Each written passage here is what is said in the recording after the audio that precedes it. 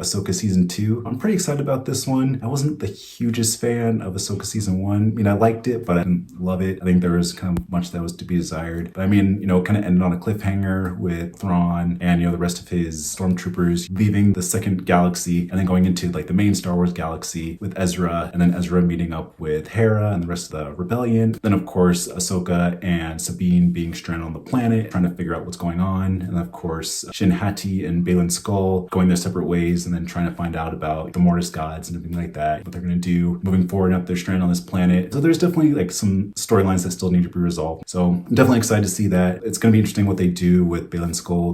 Ray Stevenson unfortunately passed away. So it'd be interesting to see what they do with that. I mean, he's a pretty important character in Ahsoka and then probably for the overall Star Wars galaxy. So I'm sure they're going to do something with him, probably just recast the role and then see how he goes on. Because I'm sure he had more of a part to play in the finale of season 1, because he kind of just had this bit role where he's kind of just like looking out in the distance. He was on top of the Mortis god statue and kind of looking out. So I'm sure Dave Filoni had more plans for him, but unfortunately they won't be able to do it with Ray Stevenson, but I'm hoping that they recast the role for that. But yeah, other than that, I'm pretty excited for it. I know that there's still a lot of stuff that need to wrap up, with Thrawn. I know Dave Filoni has his movie that he's going to be producing that's kind of like the wrap up of the whole Mandoverse, as they call it. So obviously Ahsoka needs to come back into the fold. So we'll see how it goes with that. I'm sure there'll probably be like a rescue mission or something from like Ezra and the gang trying to go back to the other universe, rescue Ahsoka and Sabine, or maybe Ahsoka will call another Purgle and they'll go into hyperspace back to the original galaxy and, have the big battle with Thrawn for the Dave Filoni crossover film that's going to be coming soon. So we'll see what happens with it. But yeah, I'm glad that we're getting a season 2. Hopefully they take in the criticisms that they got from season 1 and improve the show a little bit more, just make it a little more streamlined, not really contradict to what's been going on in the past with everything that happened with the whole Sabine reveal that she's force sensitive. Little tangent. I'm okay with the fact that she's force sensitive, but I think she just got powerful way too fast. The fact that she was like just barely starting to like move a cup and then suddenly she's able to force push Ezra from the platform like onto the ship as it's flying off, and just like, okay, come on,